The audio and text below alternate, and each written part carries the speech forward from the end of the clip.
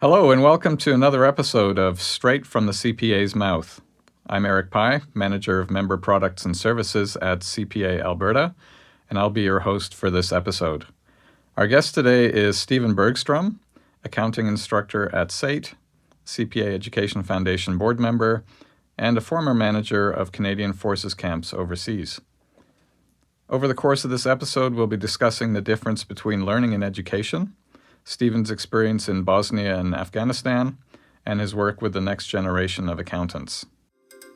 Did you hear that head office is implementing new diversity and inclusion initiatives? Less than 10% of C-suite positions at Canada's 100 companies need to be more socially responsible. Big data represents a potential windfall of $30 billion for Canada. Canada will do a comprehensive review of its tax system. 70% of Albertans say the economy is too dependent on oil and gas. Filter out the noise. Hear it straight from the CPA's mouth. Okay, welcome, Stephen. I have to tell you, I'm really excited to have you as a guest today. We've met several times at networking events and convocations and conferences and SAIT accounting club events and so on, but this is the first chance I think that we've really had a chance to speak at length and perhaps go a little bit deeper than you do at a networking event. So yeah, really looking forward to. Could you say hello and a few words about yourself before we get started? Well, thanks, Eric. And I'm really looking forward to this as well. As you said, I'm very involved in a lot of the CPA functions through the Education Foundation, Western School of Business, and of course my time as an instructor at SAIT. Really looking forward to talking a little bit about those different experiences. Great. Well, let's get started then. So in our last episode, Gerald Matthews posed the question, what's the difference between learning and education? And I wondered if you could maybe start by speaking to that question. I wouldn't say this is a textbook definition, but when I think of education, I think of a formal process, whether it's post-secondary, online, there's a curriculum. There's a set learning objective. There's formality to it. And usually at the end, there's some sort of tangible result, like a degree, a diploma, a certificate of achievement. Congratulations, Eric, you completed this course. Yay! When I think of learning, I think of a much broader process. Education, I believe, has a start and an end. There's a specified time period, whether it's a 1-hour webinar, whether it's a 4-year degree program, the 2.5-year PEP program. But there's a formal beginning and a formal ending. Learning to me is something that happens throughout our entire lives. It's an ongoing process. It encompasses that formal education, but it's not restricted to a formal environment. We literally learn every day. Some things are very large learnings. You start a new job and you're learning how the company operates and how they do their business. Or it can be very simple and informal, like learning how to say hello in a foreign language. And what do you think is the effect of those two different things on a person? I think when we stop learning, we stop growing as individuals. Learning is so much of a process of developing who we are and becoming better at what we do. I think what education does, much more than teaching debits and credits and how to prepare financial statements, I think the formal education teaches students how to learn. And if we know how to learn, we can be put into any situation and adapt to it. Right. So it sounds like to you the learning piece is very much a lifelong thing. How do you think education can really contribute to that as we, say, get older? Certainly, as educational institutions have evolved, there are so many more opportunities for adult learners to come back to school, part-time, distance, Many institutions offer online programs where you can work at your own speed in your own location. I myself did my master's degree entirely online. Actually, during the time I was working overseas, it was a wonderful opportunity, a wonderful ability to be able to work on my studies and enhance my abilities regardless where I was in the world. Right. So would you say then that an education then perhaps gives us a formalized way to ensure that we continue learning? Like if we keep taking courses, if we keep enrolling in courses, they both give us a framework, but they also perhaps give us a motivation to perhaps not forget to learn? Absolutely. I think the formal education process really teaches us how to learn, how to absorb information, how to adapt to new situations. In the business world today especially, it's evolving so quickly, it's changing so rapidly that adaptability to new situations and new environments is so critical for any business person, but particularly for accountants. Mm-hmm. For sure. You're a teacher, of course. What kind of learning do you see happening in your classrooms? Very wide range of learning. Some students are grasping the technical concept. So this is what the accounting handbook says, and this is how you do the transaction. Others are learning the concept and the principle behind the accounting rule. What is the accounting rule trying to accomplish? And then figuring out for themselves what transaction to record or what debits and what credits to meet that goal of the accounting rule. I find learning takes place on both sides of the classroom. It's not just the students learning from me. I learn from them as well. I often joke with my students, there's often 5 different ways to explain something. It's just a matter of going through them all until I find the one that clicks with you. But even as recently as yesterday, I had a student asking a question. I went through about 3 or 4 different ways of explaining it, and she still didn't quite get it, didn't quite grasp. So I grabbed my whiteboard marker and scribbled a little diagram on the whiteboard. Oh, that's great. I understand that. And as she walked away, I sort of looked at the diagram and thought, okay, I got to remember to do this next semester so that everybody understands. Right, yeah. So even I'm learning as I go along on better ways of delivering the material, better ways of explaining the concepts. Besides learning to be a better teacher or instructor, what are some of the other things that you've learned from the students that you teach? I've come to have a real appreciation for the breadth and diversity of human beings, human behavior.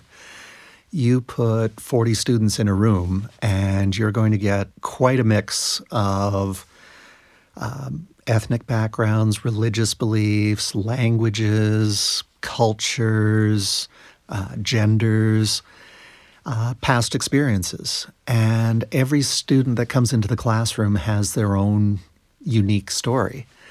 And to me, at least, they're not just faces in a crowd or numbers on a class list. These are individuals. They all have their own stories. They all have their own successes. They all have their own issues outside of the classroom. So it really, I find, has taught me to appreciate the diversity of our culture. Great. You talk about the students and the learning and kind of teaching each other and teaching you and so on. Do the students in your classrooms have a different backgrounds in terms of how much education they have, say, in accounting or that kind of thing? To some degree, yes. In our degree program, some of the students have started at SAIT and they've progressed all the way through the degree program until they get to my class. Others have transferred in from other institutions. And particularly in the case of an evening class, there can be students who are actually formally registered at another institution who are just taking a one-off evening class through SAIT. Mm-hmm. So although they all have to have a certain comparable level of background knowledge and prerequisite courses, every individual comes into the classroom with a slightly different understanding of those prerequisites. Right. Depending on what institution, what instructor, how long ago the course was. So one of the things I've learned as an instructor is my need to be adaptable to the needs of the classroom. And if the class doesn't understand the background material, I need to back up, fill in some of those gaps, and then continue on. Right, right. And if you're a student coming in with a lot of learning already, do you think that makes it easier or harder to learn inside the classroom? I'd say it's probably a double-edged sword. In some ways, we look at things, if we've already taken this material, we've already learned this material. And I have had a number of students over the years who have foreign designations, foreign degrees that were not recognized when they came to Canada. So they know the material, but they have to go through the process and become recognized in Canada. And on one hand, you might think that it's easier for them because they're already familiar with material. Oh, I know this. But it's a double-edged sword because they often end up sitting in class. Yes, I know this. I've done this for years. You don't need to teach it to me. So it's a little bit of a, in one sense, it's easier for them because they already have the knowledge. Yeah. But the motivation piece can often be more difficult because they do already know it. They're impatient to just write the exam and move on. Right, yeah. Do you get any situations where people are perhaps resistant to things that are done slightly differently here, where they perhaps have to unlearn and then relearn? I wouldn't exactly say resistance, but again, coming back to the concept that learning takes place on both sides of the classroom, I've had some fascinating discussions over the years with foreign students who will come up to me and say, well, this is how we do it in my country. And it's often fascinating to me to just look at how different countries have different accounting methods or different accounting standards. Right. Well, talking about doing things differently and in other countries, I wanted to maybe switch a little bit to share some of your experiences working with the military. You were hired to manage the accounting department at a base. And I think there were actually 2 different bases that you worked at. Yes. Before we dig into those experiences, could you give us a bit of context? So, what was your professional experience before you started doing this work? Were you an accountant already? And how did the opportunity arise? Yes, I'd been an accountant for a few years already. Worked my way up through a few different companies, typically in the manufacturing field. Did some work for some food and beverage companies. And at networking events, we always talk about the power of networking and the importance of building that network. Well, the Bosnian opportunity came up through just networking and talking with individuals that I knew. And somebody mentioned that this particular company was working on a project in Bosnia and they were looking for somebody to run their accounting department. And I thought at the time, that would be kind of an interesting thing to get involved in. That's not your typical accounting job. Right. So one thing led to another, and almost before I knew it, I was on a plane over to Bosnia. Mm-hmm. Exciting. So you went over as a civilian. You weren't actually with the military. So basically how it worked, historically, when the military deploys soldiers to an overseas deployment, the soldiers go over for a 6-month time frame. Then they rotate every 6 months. But there are some activities that need to happen to run an army camp. Somebody has to cook the food. Somebody has to arrange for waste disposal. Somebody has to do the living accommodations and so on and so forth. So historically what was happening was the military was sending trained soldiers over to do those jobs. The problem with that is you have a soldier who is trained in tactics and military maneuvers, perhaps some specialty in electronics or communications, and you say to that soldier, okay, for the next 6 months, you're going to flip burgers on the grill. Mm-hmm. It's not what he's trained for. Yeah. It's not what he's good at, and it's not what he wants to do. Mm. So you end up with a very demoralized soldier. I was going to say at the end of 6 months, but it probably takes the end of 6 minutes before he becomes really Yeah. So the basic concept of this project was for the military to hire a civilian company. Right. We ran the camp. We did the accommodations, basically the same as you would do a hotel. Uh-huh. We cooked the food. We shoveled the snow. We mowed the grass. We bought all the supplies that were of a non-military nature, pens, pencils, photocopier paper, and so on. Right. And what that did was it freed up the soldiers to go out and do the peacekeeping work that they were actually trained to do. Right. So kind of a division of duties kind of thing. Exactly. Right. I can imagine also that would allow for some kind of long-term continuity as well, because if you have soldiers shipping in every 6 months and changing over, there would be liable to be some issues at the beginning of a cycle. Every rotation, every 6 months, the old soldiers would go out, the new soldiers would come in, and there was a very short crossover, simply because of the size of the camp. You don't have enough room to have two groups of soldiers at the same time. Right. So often the incoming soldier would have 1 day with his departing colleague. Mm-hmm. And that 1 day, they're busy focused on handing over, here's what's going on, here's the issue of the day. There's just no opportunity to share information on, here's where you go to eat, here's where you go to sleep, all that sort of stuff. Right. So having a civilian company there essentially permanently, Mm-hmm. passing through all those rotations, you're absolutely right. It did bring a lot more continuity, a lot more consistency to the soldiers' experience. Yeah. And took a lot of pressure off them. They knew they could just go to one desk. Okay, here's where your billet is. Here's the times for the mess hall. Everything was taken care of for them. Right, right. And so the purpose of your work, of course, was, we kind of established that, was you were doing the accounting for the camps. Yeah. As much as possible, we tried to buy locally whenever possible. Right.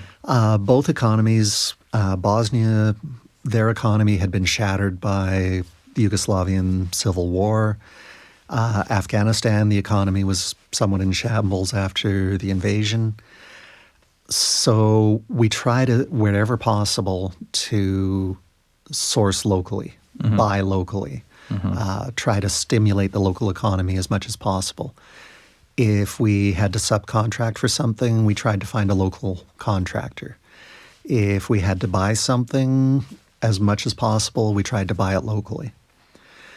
The one thing that was usually a bit of a hiccup, and we had to source internationally from Canada, was anything electronic. Mm-hmm. Because, of course, Canada uses 110 volts. Over there, it's 220. So the camp operated on 110 volts, just like Canada. So anything electronic had to come from home. Right. Gotcha. What were some of the biggest differences you noticed there in regards to culture and you mentioned the economy being kind of shattered, but the culture and the lifestyle and any other differences that you noticed? Overall, it was an absolutely fascinating experience of a lifetime, really. In Bosnia, the people that I met out over there, universally wonderful, wonderful people. Very friendly, very open, very hardworking people. One of the biggest differences that struck me at first was, given the status of the economy, everything was on a cash basis. Right. In North America, we're used to money being almost invisible. Mm-hmm. We go to the store and we tap our credit card. We buy something from a supplier. They give us 30 days to pay. And typically that 30 days we do an e-transfer or just transfer the money into their bank account and everything's paid and we move on. The economies in both Afghanistan and Bosnia, because they'd been through so much during the war, were very much, what's the old joke, in God we trust, all others pay cash.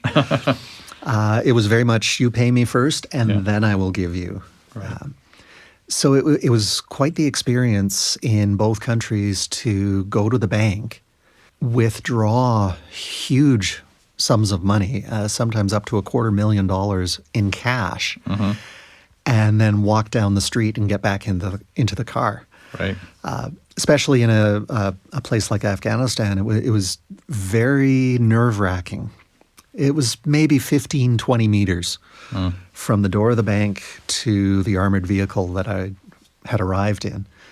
But that whole 20 meters, I was very aware of the fact that I was carrying a very huge amount of cash, and all it would take is one person with an automatic weapon and pick up the pieces afterwards, so to speak. Right. You weren't tempted to go and work for Brinks when you got back to Canada? Well, it's certainly not every accountant that gets to ride around in an armored vehicle with a soldier escort. And huge amounts of money in their hands.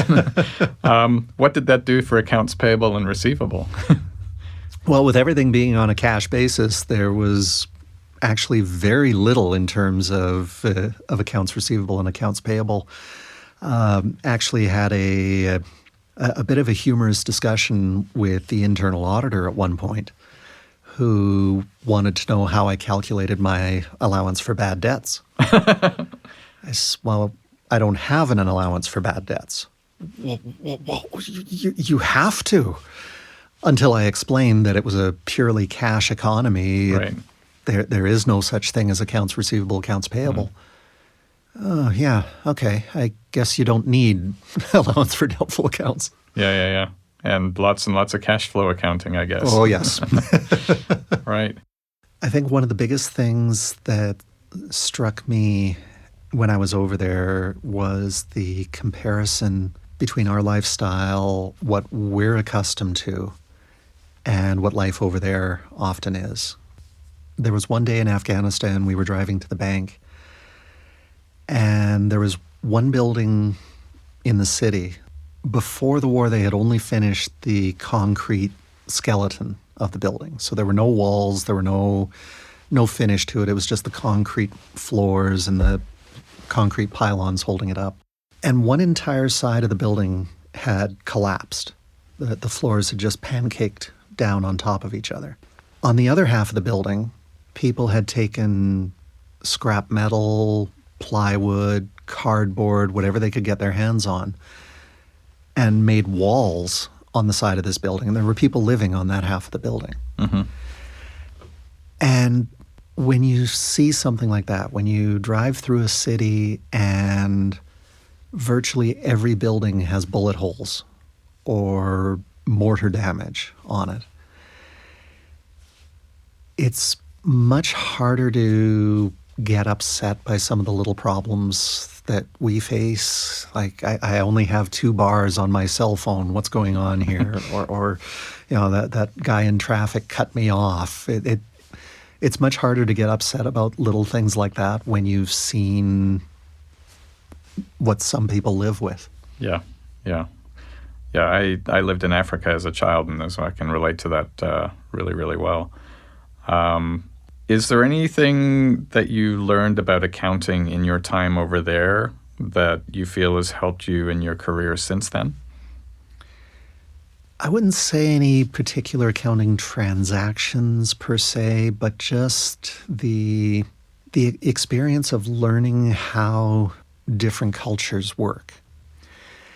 And the connection there with accounting is accounting isn't just debits and credits, producing financial statements. Accounting is sharing information and helping people make decisions.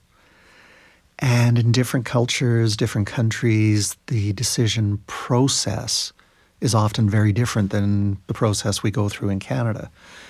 So it was more getting that appreciation of different ways of doing things and different information that people were looking for, and just how different cultures make their decisions. Right. So long-term, short-term, those kinds of things. Yeah.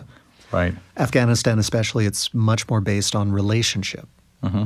So it wasn't just about what price are we going to charge. It's, well, let's sit down and have a coffee and let's learn more about your family and your background. And it was much less based on the amount and much more based on that relationship that was established. Do I like you? Do I like trust you? Yeah. Exactly. Yeah. Right. What would you say was, if you were to look back, what would you say would be the biggest highlight or memory of your time in either country? Ooh, so many wonderful memories. It's hard to pick one. But I think one of the biggest highlights is, interestingly enough, only going back a couple of years. Since my time over in Bosnia, a friend of mine has heard story after story after story of my time over there and developed quite an interest in the area. And he suggested summer of 2018 that he and I go over there. Right on. And we took about a month and went to all the places that I used to work and a couple of places that I'd always wanted to see when I was over there but never got the chance. Mm. And the reason I say that's a highlight, it was fascinating going back to the place that I had worked and seeing how things had recovered. It was very inspirational, actually, to see how Bosnia, Croatia, the general area has rebounded and recovered from the Yugoslavian Civil War. There were fields that I distinctly remember overgrown with weeds, tangled, and big yellow tape around the outside of the field. Danger, mines. Right. Because at the time, Bosnia was one of the most heavily landmined countries in the world. Now, went back a couple of years ago, and that same field is now being farmed. The farmer's out there in his tractor trundling down the field. Buildings that had been quite literally blown apart. Mm-hmm. Now, ultra-modern apartment high-rise, and you'd never know that it had never been that way. Yeah.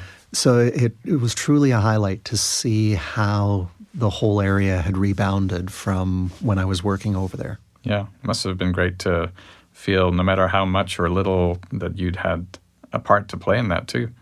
Well, I give the local people all the credit. That, they did the work, they did the rebounding.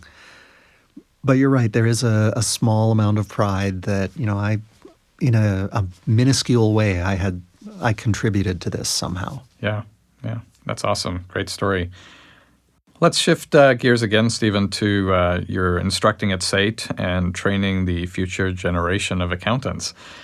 You've been an accounting instructor at SAIT for more than 14 years, is that right? Yes. What about teaching do you like so much? Because I really get the impression that you love teaching. Every time I meet you, you're just exuding love for the craft. Yeah, I think back to the convocation ceremonies last year, and Rachel Miller gave a speech on the difference between a job, a career, and a calling. Mm-hmm. And I really think for me, teaching is a calling. If there is such a thing as being destined to do something, then I think I was destined to be a teacher. What I love about it is that aha moment when you're explaining a difficult concept and you can see the students mulling it over and trying to figure it out. And then it's almost like those old Saturday morning cartoons where the character gets an idea and bing, little light bulb goes off above their head. Yeah. You can almost see the little light bulbs going off across the classroom. Right. And to me, that's a very rewarding experience to feel that I had some ability to help them understand a difficult concept. Mm-hmm. Yeah. Do you ever refer to your experiences from Bosnia and Afghanistan when you're teaching? Any student or former student who's listening to this podcast just rolled their eyes at that question, Eric. So 3 times a lesson? Because I'm always telling stories. I believe one of the ways we learn is instead of just reciting rules and calculating formulas, is to try to make it real for the students and try to connect what we're talking about in class to what happens in the real world. So yes, probably 3 times a class I'm talking about my past experiences and, well, at one company I saw this, or at one company I did that. Right. Yeah.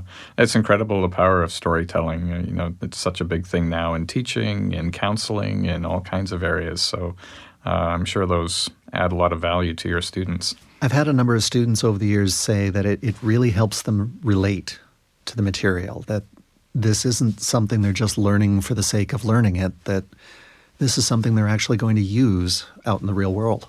Yeah. And you've talked about the light bulbs going off when you're teaching. What are some of the other things that you really love about working with students? I love the interaction with students, the fresh ideas. Many times I'll have a student ask, why do we do it this way? And I think that's an important question for all accountants to think about, is we're not just blindly following the rules that are in the CPA handbook. Those rules have a purpose. There's a goal in mind. Mm-hmm. And so by asking the question, why am I doing it this way?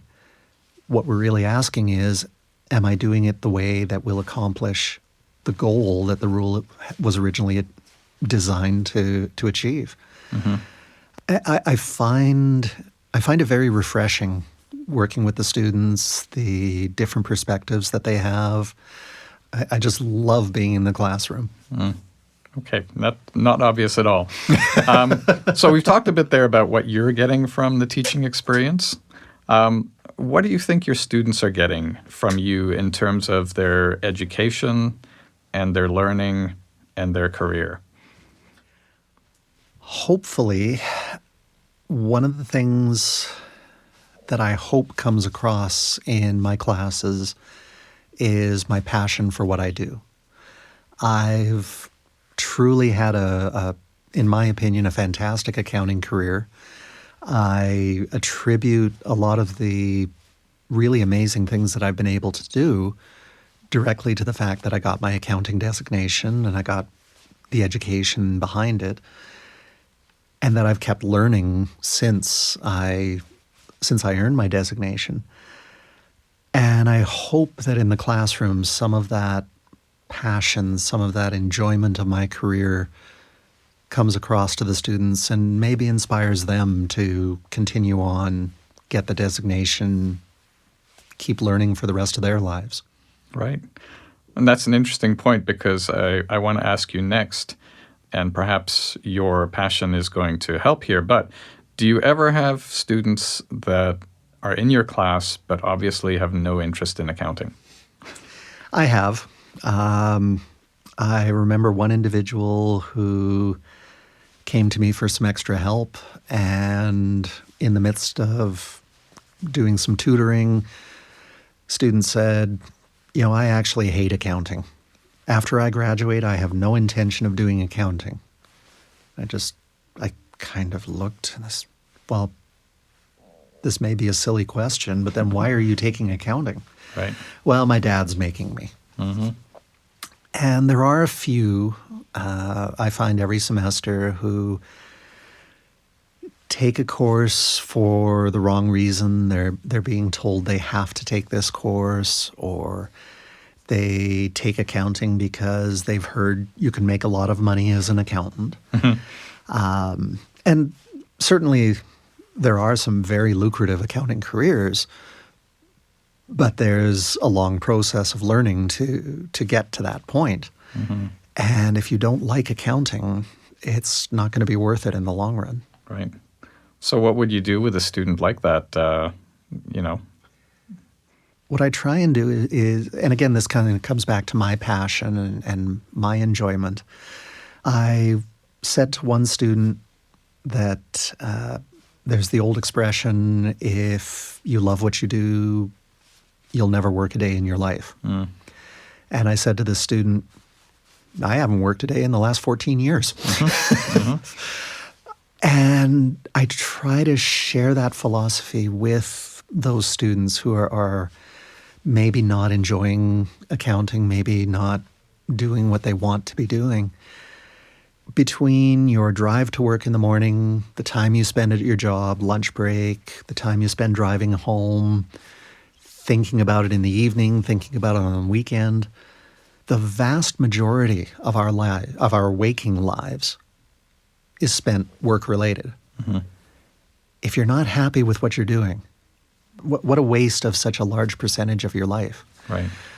And that's what I try to do is encourage those students, find your passion. Don't take a program because somebody else tells you to take it.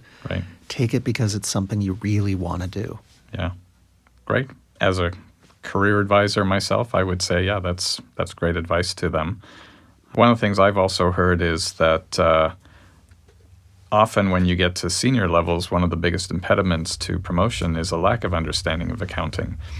So I guess even if somebody does do some accounting and then moves on to do something else afterwards, it's never going to work against them. I've often heard it said that accounting is the scorecard of business. And at the end of the day, this is how companies evaluate themselves. The management team needs to have at least a basic understanding of how accounting works.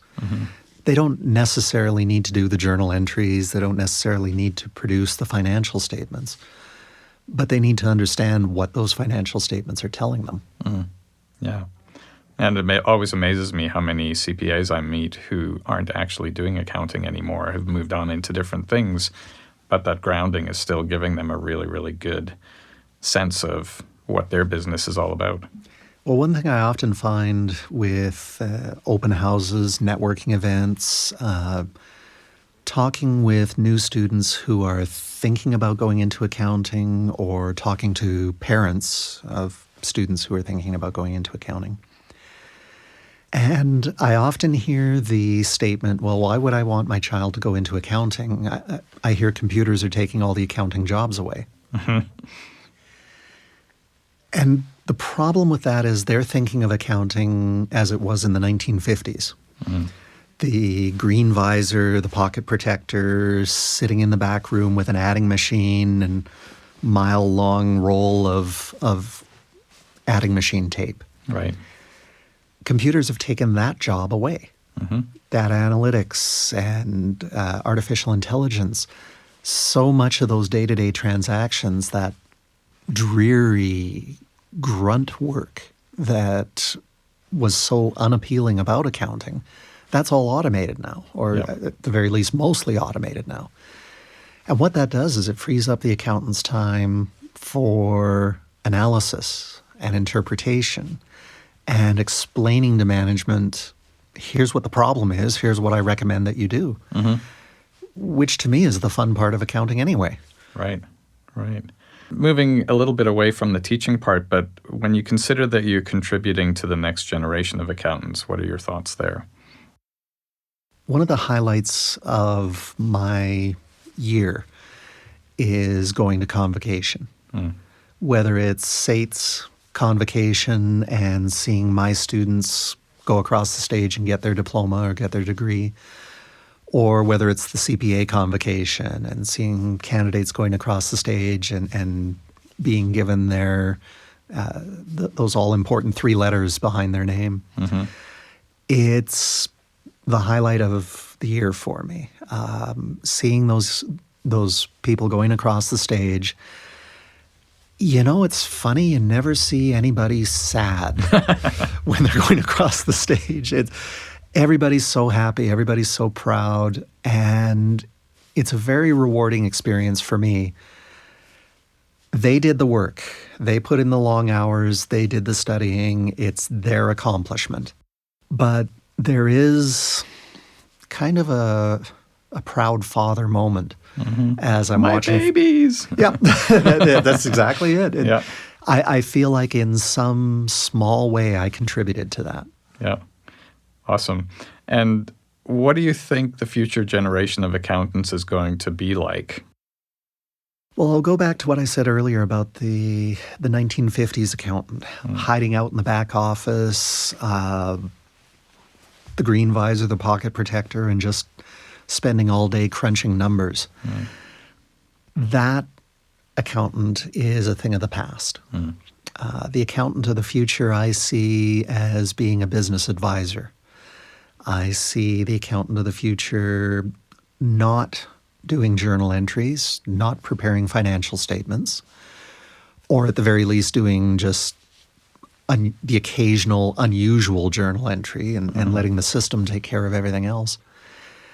But I see the accountant of the future as being much more integrated with the management of the organization and providing that advice, that guidance. And if you look at the direction of accounting education, both at the post-secondary level and at the CPA PEP level, there is still some technical material. But there's a lot more on the communication skills and the analysis and the interpretation, looking at situations and making recommendations. And I see that being much more the role of the accountant of the future. Much less sitting in the back office by themselves and much more upfront, shoulder to shoulder with the rest of the management team, helping the organization be successful. Right. Do you ever wish that you could go back and be kind of like an accountant starting off your career in that way as opposed to the way that you did? You know, it's fun. I'm going to put a little bit of a twist on that question, if you don't mind, Eric.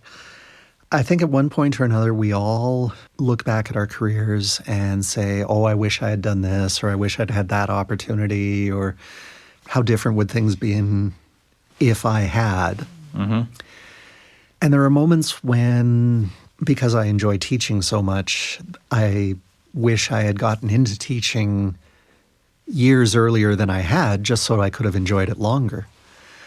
But then I remind myself that we are the accumulation of all of our experiences, the people we are.